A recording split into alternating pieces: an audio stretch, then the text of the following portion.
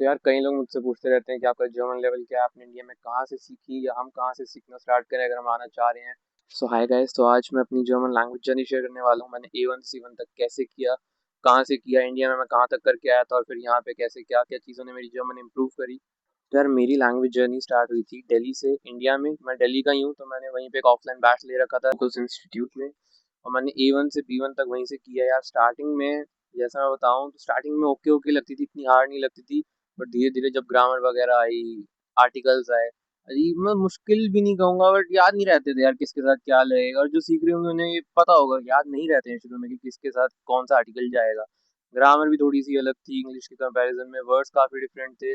कोई कोई तो सेम है इंग्लिश जैसी, कोई कोई बड़े अजीब से होते हैं, बड़े से लंबे से डिफिकल्ट से, वो याद नहीं रहते हैं। तो शुरू शुरू में तो थोड़ा ऐसा सा था, बट धीरे धीरे टाइम के साथ वहाँ दोस्त बन जाते हैं। ईपी बैचेस वगैरह, मतलब एग्जाम प्रिपरेशन बैचेस में बंदा ज़्यादा सीखता था वहाँ पे, क्योंकि तुम क्वेश्चंस टाइप सॉल्व कर रहे होते थे एग्जाम में कैसे आएंगे। तो ये सब धीरे धीरे ठीक होने लगा।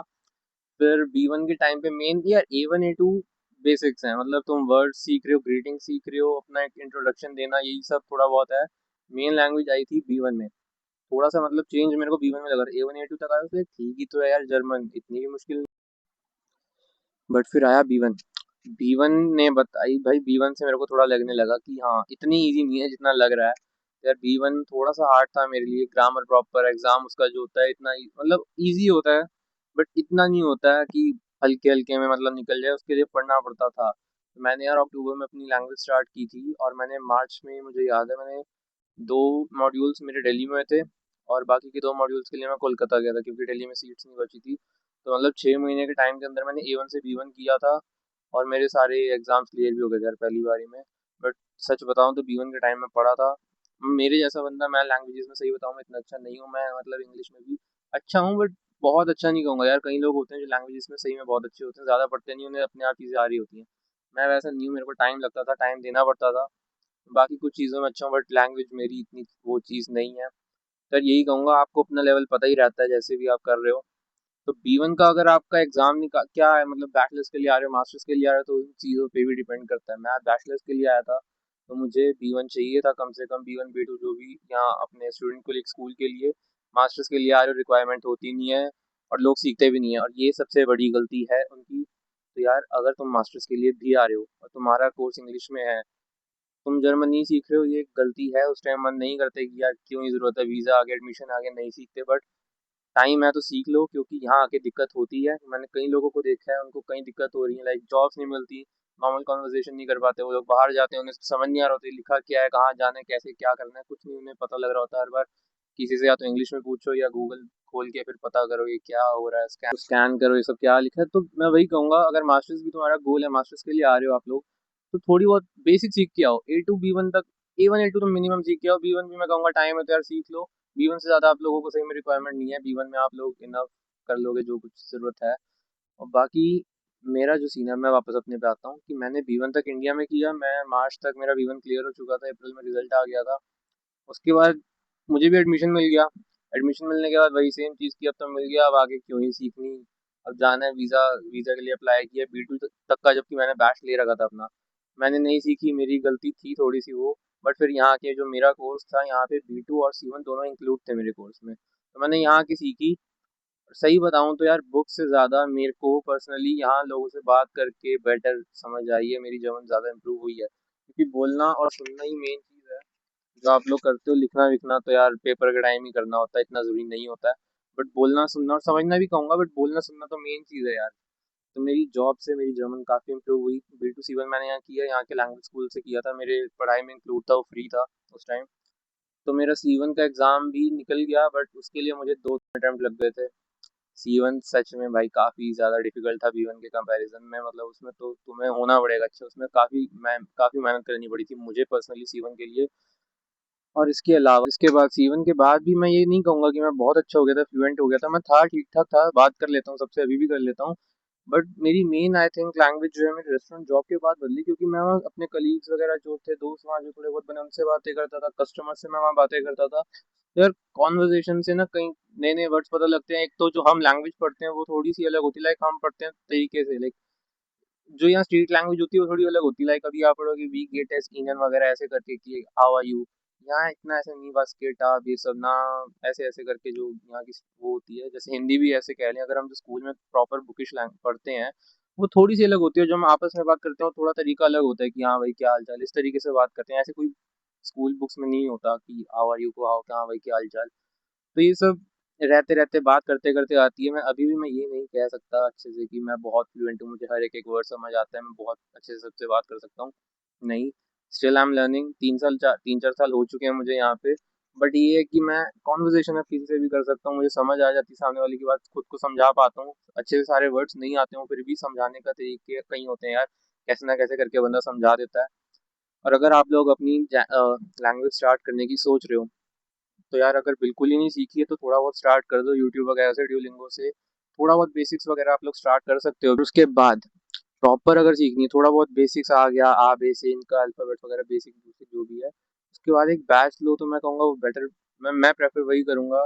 बंदा ज़्यादा वहाँ सीखता है खुद से, बंदे में यार बहुत डिसिप्लिन होना चाहिए सीखने में। और इतना सारा कंटेंट शायद मुझे नहीं लगता B1 B2 C1 तक अवेलेबल होगा भी। और जितना बंदा जाके सीखता है ऑफलाइन, तो यार मेरी प्रायोरिटी है। बट जो हर कोई ऑफलाइन नहीं जा सकता, ऑनलाइन भी काफ़ी अच्छे टीचर्स होते हैं, काफ़ी अच्छी पढ़ाई होती है, आपका ग्रुप बन जाता है, आपस में आप चीज़ें डिस्कस करते हो तो कई चीज़ें जानने को भी मिलती हैं। तो मैं यही कहूँगा कि लैंग्वेज स्टार्ट नहीं करी और आने की सोच रही हो तो कर दो। बैचलर्स वाले तो खासकर उनका तो प्रोसेस ही पूरा अलग होता है, उनको तो चाहिए ही चाहिए, रिक्वायरमेंट है उनकी।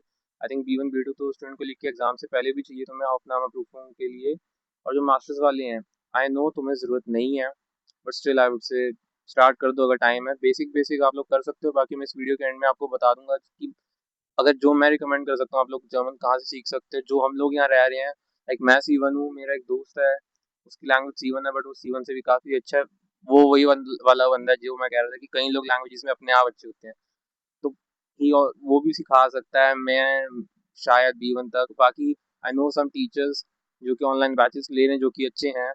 तो अगर आप, मैं अभी लास्ट में एंड में आपको उन सब का भी बता दूंगा, तो एक बार आप मैं ट्राई वगैरह भी कर सकते हो, बाकी आप लोगों के ऊपर है। तो हाँ यार यही थी मेरी जर्नी जो भी थी पूरी, A1 से C1 तक। A1 से B1 इंडिया में किया, B2 C1 यहाँ किया, और उसके बाद यहाँ पे एग्ज़ाम्स दिए, एग्ज़ाम्स क्लियर हुए तो मेरा एडमिशन हुआ। यही था शॉर्ट में जो भी मैं बताऊँ। और इसके बाद अब मैं आपको एक बार अपनी रिकमेंडेशन का बता देता हूँ, आप लोग लैंग्वेज कहाँ से सीख सकते हो। और स्टार्टिंग के लिए फिर से मैं यही कहूँगा, यूट्यूब ड्यूलिंगो स्टार्ट कर दो, एक थोड़ा सा इंटरेस्ट ले आओ अपने अंदर। उसके बाद धीरे धीरे एक बार इंटरेस्ट आ जाए, फ्लो बन जाए, तो बंदा सीख जाता है थोड़ा थोड़ा ना, धीरे धीरे करके, तो इतनी टेंशन नहीं लगती। बट स्टार्ट करना ही मेन चीज़ है, स्टार्ट करके कंसिस्टेंट रहना दूसरी मेन चीज़ है भाई। ये दो चीज़ें रहेंगी, आप जल्दी सीख जाओगे, भरोसा करो। मैं भी सीखा हूँ, मैं कोई बहुत अच्छा नहीं हूँ लैंग्वेजेस में, सही बता रहा हूँ। मैं सीख सकता हूँ तो आप लोग भी सीख सकते हो। तो हाँ यार अब चलते हैं मेरे रूम पे, मैं आपको एक बार अच्छे से वापस से बता दूं कि मैंने कहाँ से सीखा, किन किन को मैं रिकमेंड कर सकता हूँ। मैं खुद को थोड़ा बहुत रिकमेंड कर सकता हूँ A1 B1 के लिए, बाकी मेरा एक दोस्त है और कोई टीचर्स हैं जो प्रोफेशनली कई टाइम से सिखा रहे हैं, उनके ऑनलाइन बैचेस चलते हैं जिन्हें मैं खुद जानता हूँ। तो अभी मैं आपको सब कुछ एक बार बता देता हूँ। हाँ, तो अब बात आती है लैंग्वेज कैसे सीखे, कहाँ से सीखे। कई लोग मेरे को पूछते हैं कि यार कोई इंस्टीट्यूट रिकमेंड कर दो या ऑनलाइन बैच कहाँ से सीखे कोई टीचर। तो मैं बता दूँ कि क्या आपका गोल है उस पर मैटर करता है ये सब। अगर आप बैचलर्स हाउस बिल्डिंग के लिए आ रहे हो, लैंग्वेज मस्ट है, आपको लैंग्वेज आनी चाहिए, आपको पेपर भी क्लियर करना है। तो फिर मैं कहूँगा आपको A1 से ही एक प्रॉपर स्ट्रक्चर्ड बैच की ज़रूरत है, चाहे वो ऑफलाइन हो या ऑनलाइन। आप ये कई लोग कहते हैं कि यार हम A1 A2 ऑनलाइन कर लेंगे यूट्यूब से, डायरेक्ट B1 में जाएंगे, वो एक सही अप्रोच नहीं है। अगर आपको एग्जाम निकालना है, क्योंकि आप B1 में जाओगे आपको बहुत सी चीज़ें समझ नहीं आएंगी, क्योंकि आपका बेस ढंग से क्लियर नहीं होगा। यूट्यूब पे आप बीच बीच में से चीज़ें पढ़ते हो यार, वो प्रैक्टिस के लिए अच्छा है, ड्यूलिंगो यूट्यूब ऐसी चीज़ें, बट प्रॉपर नहीं है इतना अभी भी। आपको एक स्ट्रक्चर्ड वे चाहिए हर एक चीज़ के लिए स्टार्टिंग से ही। एग्जाम प्रिपरेशन वगैरह A1 से स्टार्ट हो जाती है, बेसिक बेसिक, तो आपको एग्जाम के लिए वो चाहिए। B1 इतना भी ईजी नहीं होता, कईयों को 2 3 अटैम्प्ट भी लग जाते हैं उसमें, और कहीं निकाल लेते हैं एक अटैम्प्ट में, तो सबके लिए सेम नहीं होता। अब बात करते हैं मास्टर्स वालों की। उनको लैंग्वेज मस्ट नहीं है, उनकी मर्जी है, उन्हें सीखनी नहीं सीखनी, सीखनी चाहिए क्योंकि हाँ की ज़रूरत है लैंग्वेज सीखने की। तो वो लोग यूट्यूब से स्टार्ट कर सकते हैं। अदरवाइज A1 A2 तक वो सीख के आए तो बेटर ही है। B1 यहाँ रहते रहते या B1 भी सीख लें, बाकी यहाँ रहते रहते जर्मन इंप्रूव होती है, उन्हें एग्जाम देना नहीं है, उनके लिए यही सही है। A1 से B1 का एक बैच ले लें, ऑनलाइन ऑफलाइन जो सी लगता है। उसके बाद यहाँ आकर के अपने आप कई चीज़ें डेली लाइफ की जर्मन इंप्रूव होगी अपने आप, जैसे मेरी भी काफ़ी चीज़ें इंप्रूव हुई हैं यहाँ के। तो अब टीचर की बात करता हूँ, तो यार मैं एक टीचर जानता हूँ पर्सनली, वो कुछ सालों से पढ़ा रही है, कोई तो C1 है, एक्सपीरियंस है, उनके 2 बैचेस अभी भी चल रहे हैं। तो मैं आपको उनका रिकमेंडेशन कर सकता हूँ। और उसके अलावा मैं खुद भी पढ़ाने की सोच रहा हूँ A1 से, तो आप वो भी देख सकते हो एक बारी को। हाँ, तो अब बात आती है यार कि फिर दोनों के बैचेस में फ़र्क क्या है। तो यार देखो, शी इज़ एक्सपीरियंस्ड, पिछले कुछ सालों से ऑलरेडी पढ़ा रही हैं, अभी भी पढ़ा रही हैं, पासिंग रिजल्ट्स अच्छे हैं, वो चीज़ अलग है फिर। अब मेरी बात ये है कि यार मैं प्रॉपर कुछ तरीके से नहीं पढ़ाने वाला हूँ। मैं यहाँ पिछले 3-4 सालों से रह रहा हूँ। जो चीज़ें रोज़ यूज़ होती हैं और जो हम पढ़ते हैं वो थोड़ी बहुत अलग होती हैं, यहाँ की स्ट्रीट लैंग्वेज वगैरह भी, और हर चीज़ रोज़ यहाँ यूज़ नहीं होती जो हमने पढ़ी हो। तो मेरा तरीका वो है कि जो यहाँ मेनली यूज़ हो रहा है तो मैं मास्टर्स वालों को रिकमेंड करूँगा, क्योंकि बोलना और सुनना ही मेन है यार यहाँ पे। लिखना तुम्हें कहीं नहीं पड़ता। तो मास्टर्स वाले को तो मैं खास करके रिकमेंड करूँगा, क्योंकि जिन दोस्तों को मैं पढ़ा रहा हूँ वो खुद मास्टर्स के लिए आ रहे हैं यहाँ अक्टूबर में। तो मैं अभी फिलहाल 2 दोस्तों को वैसे ही पढ़ा रहा हूँ, तो तभी मैंने सोचा कि यार उन्हें पढ़ा सकता हूँ तो औरों को भी पढ़ा सकता हूँ। उसके अलावा ऐसा नहीं है कि मैं सिर्फ इधर उधर का ही पढ़ा रहा हूँ, बुकिश भी होगा। अब पेपर निकलवाना भी कोई यार बड़ी बात नहीं है। B1 मैं A1 से B1 ही अभी करूँगा। बाकी वो टीचर जो है B2 तक अभी पढ़ा रही है। तो यार अब डिस्क्रिप्शन में मैंने PDF डाल दी है, जाओ जाके पढ़ो। उसके बैच के बारे में भी सब कुछ है, मेरे बैच के बारे में भी सब कुछ नहीं है, ठीक ठाक चीज़ें हैं। फीस स्ट्रक्चर मैंने अभी अपलोड नहीं किया है, बट वो मेरा कम ही रहने वाला है। उसके अलावा आप लोग अभी गूगल फॉर्म भर सकते हो। मेरे पे जितने रिस्पॉन्सेज आएंगे मैं उस हिसाब से सबको रिप्लाई कर दूंगा। एंड बैच ज़्यादा बड़े नहीं होंगे, 8 से 10 बच्चों का एक बैच होता है, क्योंकि पर्सनल इंट्रैक्शन ज़्यादा हो सके। और एक कोर्स जो है आपका 1.5 से 2 महीना चलता है। तो ये सब हमने आपको वहाँ नीचे उस PDF में बता रखा है, जाके पढ़ना और याद से गूगल फॉर्म भर देना भाई। यार एक चीज़ बताना, वीडियो बाहर ज़्यादा बेटर लगती है रिकॉर्ड करके अपलोड करना या मतलब रूम पे जो मैं बना रहा हूँ?